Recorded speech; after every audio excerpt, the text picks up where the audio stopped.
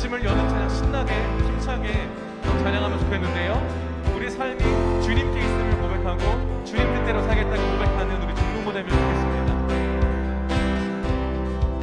주님 뜻대로 살기로 했네.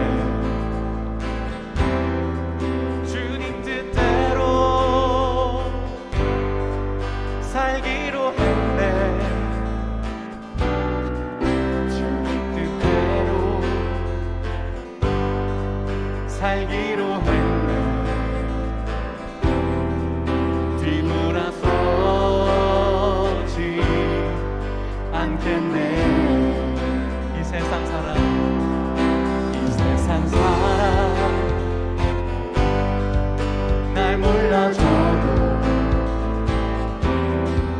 이 세상 사람 날 몰라줘도, 이 세상 사람 날 몰라줘도 뒤돌아서지 않겠네.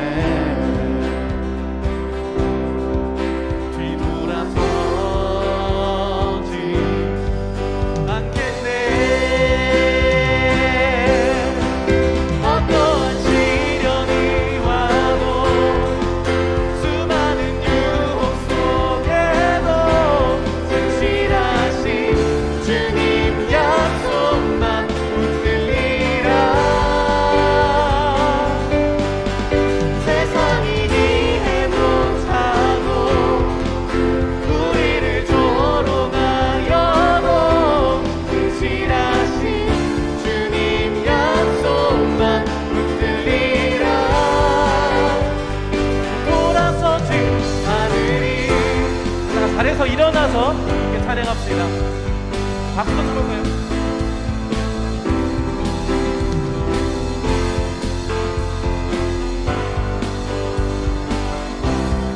세상 등지고, 세상 등지고 십자가 봅니다.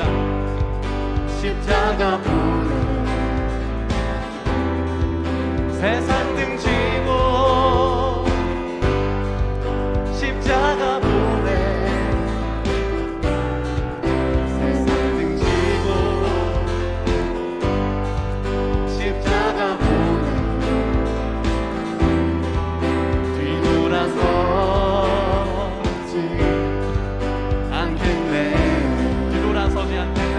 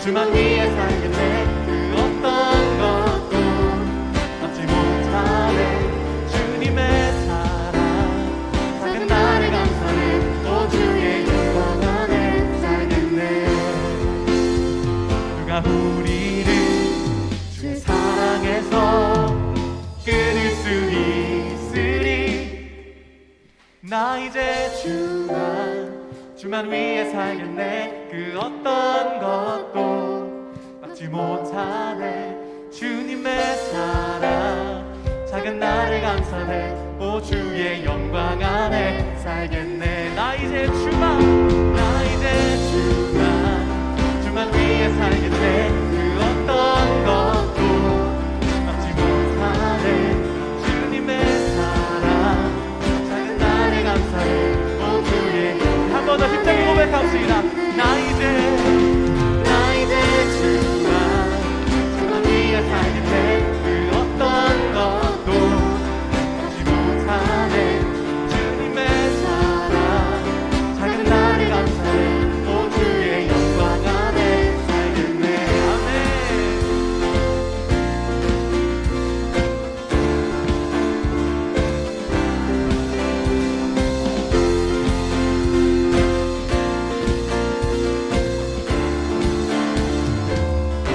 할렐루야. 우리 주님께 영광의 박수 올려드립시다. 중동부 친구들 안녕하세요. 네, 여러분들 한 주간 잘 지냈나요? 또 이렇게 여러분들을 만나게 되어서 너무 은혜고 또 감사인 것 같아요. 오늘 전도사님은 로마서 1장 1절에서 7절 말씀으로 감격에서 갈망으로 라는 제목으로 말씀을 전하고자 해요. 예수 그리스도의 종 바울은 사도로 부르심을 받아 하나님의 복음을 위하여 택정함을 입었으니 이 복음은 하나님이 선지자들을 통하여 그의 아들에 관하여 성경에 미리 약속하신 것이라. 그의 아들에 관하여 말하면 육신으로는 다윗의 혈통에서 나셨고 성결의 영으로는 죽은 자들 가운데서 부활하사 능력으로 하나님의 아들로 선포되셨으니 곧 우리 주 예수 그리스도시니라. 그로 말미암아 우리가 은혜와 사도의 직분을 받아 그의 이름을 위하여 모든 이방인 중에서 믿어 순종하게 하나니 너희도 그들 중에서 예수 그리스도의 것으로 부르심을 받은 자니라. 로마에서 하나님의 사랑하심을 받고 성도로 부르심을 받은 모든 자에게 하나님 우리 아버지와 주 예수 그리스도로부터 은혜와 평강이 있기를 원하노라. 전도사님한테는 이제 초등학생 조카가 있는데요. 근데 이 아이한테 이제 사춘기가 오는구나 라고 발견되는 시점이 있었어요. 뭐냐면은 어느 순간부터 입술에 뭔가 빨갛게 무언가가 바르고 귀에다가 이렇게 무언가 달기 시작하는 거예요. 이성하고 또 외모에 이렇게 관심을 갖게 되는 거죠. 한 번은 저희 누나가 그 조카를 향해서 이렇게 이야기를 한 거예요. 너 얘가 얼마나 독한 줄 아냐? 그래서 제가 왜 그러는데? 라고 대답했는데 이렇게 대답하는 거야. 아니 이 조그만 게 이 귀걸이를 하겠다고 벌써 귀를 3번이나 뚫었어 하는 거죠. 근데 그 순간 이제 소파에 앉아 있었던 이 아이의 오빠가 다 이렇게 한마디를 툭 던지기 시작했어요. 야, 귀 뚫으면 노비야. 넌 누구 노비냐? 이렇게 막 오빠가 놀리니까 그때 저희 집에 남매 전쟁이 시작되었습니다. 그런데 실제로 로마 시대에는 노예들이 귀걸이를 하고 다녔다라고 해요. 특이한 점은 그들의 귀걸이에 이 주인의 이름이 새겨져 있었대요. 그 귀걸이의 이름을 보면은 이제 그런 거죠. 아, 저 노예는 누구 아무개 씨 거구나 이렇게 알 수 있는 거죠. 노예는 즉 누군가의 소유물이었어요.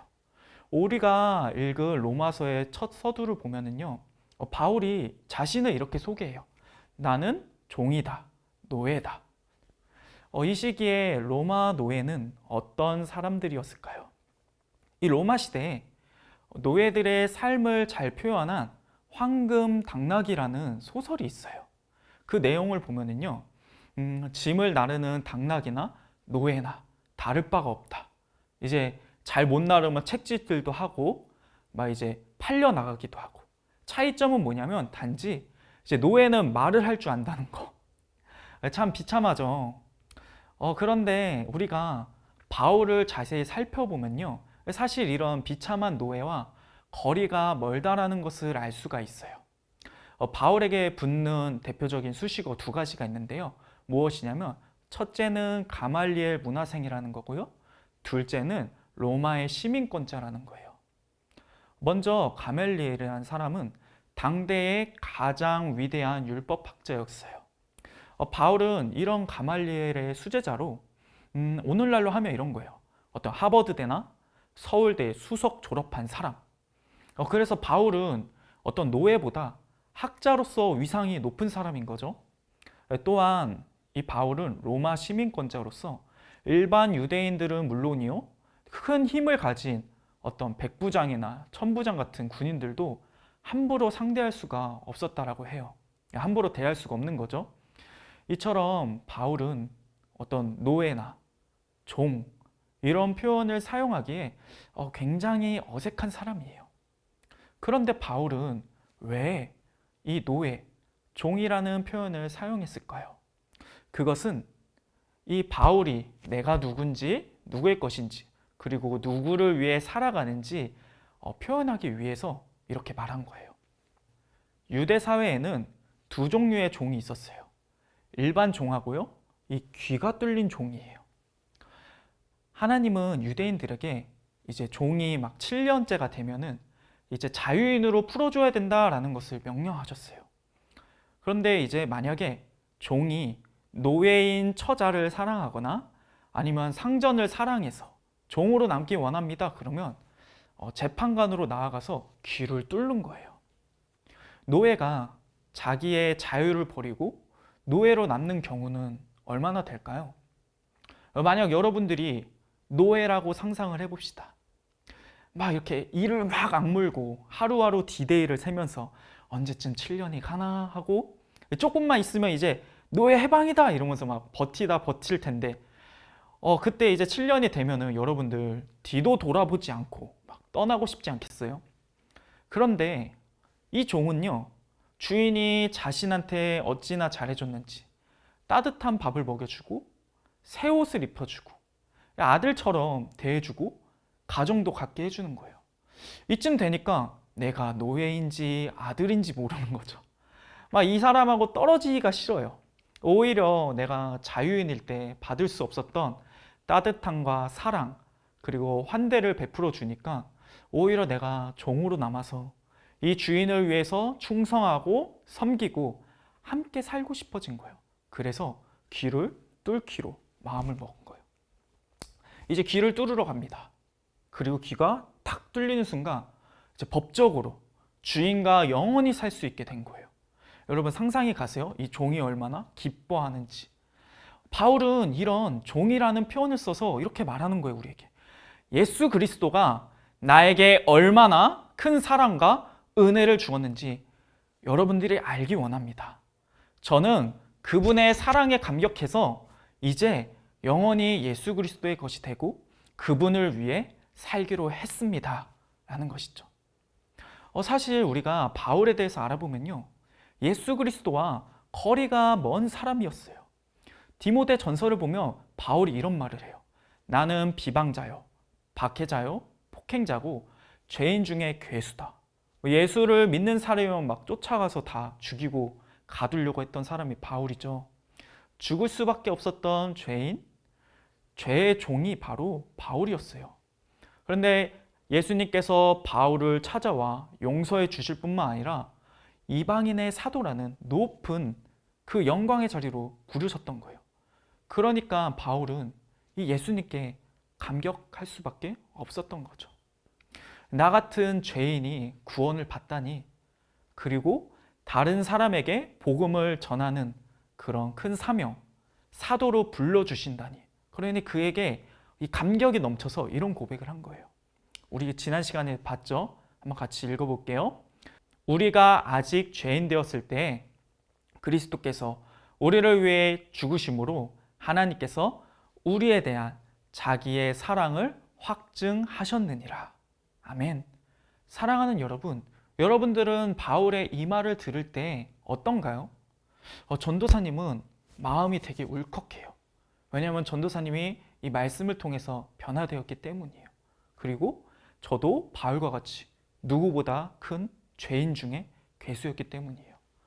전도사님은 어렸을 때부터 교회를 다녔어요. 그럼에도 불구하고 인격적으로 예수님을 만나지 못했었어요.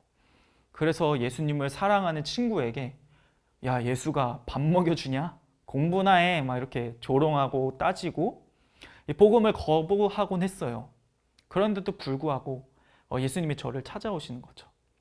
예수님을 모르기 때문에 제가 어떤 즐거움을 쫓아다녔냐면 막 술을 마시고 친구들과 어떤 방황하며 그렇게 살았던 거예요.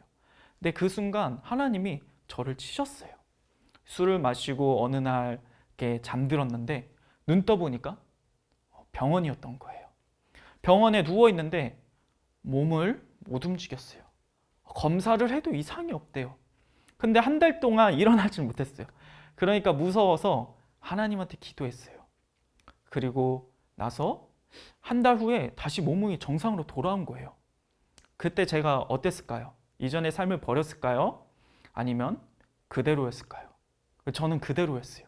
내가 피곤해서 그랬나 보다 하면서 다시 친구들 만나서 술 마시고 방황하고 막 그랬는데 그 순간 하나님이 또 치신 거예요. MRI도 찍고 뇌파도 해보고 그때 제 인생 최대 회개를 해본 것 같아요. 주님, 살려만 주세요. 그렇게 시간이 하루, 이틀, 한 주, 두 주 지나는데 옆에 이제 교회 찬양팀 리더가 병으로 같이 한 달간 입원하게 됐어요. 그러니까 이제 목사님이 막 찾아오는 거죠. 딱 찾아왔는데 알고 보니 그 옆에 입원한 저도 그 교회 성도인 거죠. 그래서 같이 기도해 주시고 이제 말씀도 읽게 된 거죠. 그때 제가 이 말씀을 보게 됐어요. 우리가 아직 죄인 되었을 때 그리스도께서 우리를 위하여 죽으심으로 하나님께서 우리에 대한 자기의 사랑을 확증하셨느니라. 이 말씀을 보는데 이상하게 눈물이 나는 거예요. 그렇구나. 나 같은 놈을 위해서 예수님이, 하나님이 목숨을 바치셨구나. 세상 그 누가 이런 사랑을 보여주었나? 세상에 어느 신이 이런 사랑을 하셨나? 그리고 이제 메말랐던 저의 삶에 꽃이 피어나고 변화가 일어나기 시작했어요. 막 친구들에게 이제 말씀을 보다 보니까 예수님에 대해서 알아가니까 예수님에 대해서 자랑하게 되고 방학만 되면은 선교를 너무 가고 싶은 거예요. 왜냐하면은 그 선교지에서 복음을 전하면은 막 눈물을 흘리며 예수를 믿고 변화되는 사람들을 보게 되는 거죠. 이 기쁨은 진짜 이 전도를 해본 사람만이 경험할 수 있는 기쁨이에요. 저도 여러분들이 이 기쁨을 맛보았으면 좋겠어요. 사랑하는 중등부 친구 여러분들, 여러분들이 만난 예수님은 어떤 분인가요? 그분이 주신 사랑은 어떤가요? 저는 여러분이 이 사랑의 감격에 빠지기를 축복합니다. 왜냐하면 이 사랑은 우리의 꿈과 갈망까지도 변화시키기 때문이에요. 여러분들은 누군가를 좋아해 본 적 있나요? 사랑을 하면요, 그 사람이 반드시 변하게 돼 있어요. 막 내 기쁨만 쫓다가 이제는 상대의 기쁨을 즐거워하고요, 막 이렇게 되는 거죠. 남자가 사랑에 빠지면요, 여자에게 그 여자가 말을 하지 않아도 꽃을 사주고 밥을 사주고 막 데려다 주고 막 그렇게 되어 있어요. 그리고 그 사랑은 상대를 향한 찬양으로 이어지게 돼요. 누가 말하지 않아도 막 자랑하는 거죠. 막 사진 보여주고, 야, 너무 이쁘지 않냐? 너무 멋지지 않냐? 막 이런 거죠. 바울의 모습이 이래요. 사랑에 빠진 사명자가 얼마나 불타오를 수 있는지 보여주는 거죠. 우리 한번 같이 5절 읽어볼까요? 그로 말미암아 우리가 은혜와 사도의 직분을 받아 그의 이름을 위하여 모든 이방인 중에서 믿어 순종하게 하니. 바울은 이렇게 말하는 거예요. 나는 이제 그리스도의 이름을 위해 사는 사람입니다. 그래서 나는 모든 사람들이 예수를 믿어 순종하게 되길 원합니다. 저처럼 종이 되길 원합니다. 그의 목적과 소원이 변한 거예요. 이것이 얼마나 뚜렷한지 로마서 마지막 장에도 믿어 순종하게 하려 한다라고 반복해서 강조해요. 그리고 15장에서는 이렇게 이야기하기까지 해요. 이제는 이 지방에서 더 이상 일할 곳이 없습니다. 또한 여러 해 전부터 언제든지 스페인으로 가는 길에 여러분에게 갈 수 있기를 바라고 있었습니다. 왜냐하면 가는 길에 여러분을 보고 기쁨으로 교제한 후에 여러분들이 스페인으로 파송해 주길 원하기 때문입니다. 이 바울이 복음 전하는 거에 얼마나 전심전력했는지 그가 있었던 모든 지역에 그리스도를 전한 거예요. 그러니까 이제 남은 곳이 없어서 날 스페인으로 보내달라라고 요청하는 거죠. 왜 이렇게 바울은 열심으로 달릴 수 있었을까요? 그것은 하나님의 기쁨이 바울의 기쁨이 되었기 때문이에요. 갈라디아서 1장 10절은 이렇게 얘기해요. 이제 내가 사람에게 좋게 하랴 하나님께 좋게 하랴 사람들에게 기쁨을 구하랴 내가 지금까지 사람들의 기쁨을 구하였다면 그리스도의 종이 아니니라. 하나님이 바울에게 주신 사랑의 감격은요, 그의 정체성을 바꾸었어요. 그리고 그의 기쁨을 바꾸었고요, 그의 꿈과 갈망을 바꾸었어요. 이제는 하나님이 아니고서는 살 수 없고 하나님의 기쁨을 즐거워하는 귀뚫은 종이 된 거예요. 사랑하는 여러분, 현재 여러분들이 기뻐하는 것은 무엇인가요? 여러분들의 주인은 누구인가요? 만일 우리가 다른 것을 우리의 주인으로 삼고 즐거움을 삼는다면요, 그 기쁨과 그 즐거움은 반드시 사라질 거예요. 왜냐하면 하나님 말고 영원한 것은 없기 때문입니다. 풀은 마르고 꽃은 시드나 우리 하나님의 말씀은 영원히 서리라 하라. 아멘. 여러분, 이 사라지지 않는 아름다움, 이 사라지지 않는 기쁨, 이 사라지지 않는 향기를 누리고 사람들에게 전하는 여러분이 되기를 축복합니다. 이 땅에서 영원한 기쁨이 무엇인지 맛보도록 여러분들이 전해주세요. 그럴 때 저와 여러분, 그리고 우리의 이웃은 참 주인인 하나님을 자랑하게 될 거예요. 여러분들의 가정이 변화되고요, 학교와 학원, 그리고 이 수원과 경기도 열방이 변화될 거예요. 물이 바다 덮음같이 여호와의 영광을 인정하는 것이 온 세상에 가득하게 될 거예요. 사랑하는 여러분, 하나님을 자랑하는 종, 하나님의 기쁨을 나의 기쁨으로 여기는 종, 그 하나님이 찾으시는 한 예배자가 여러분 되기를 축복합니다.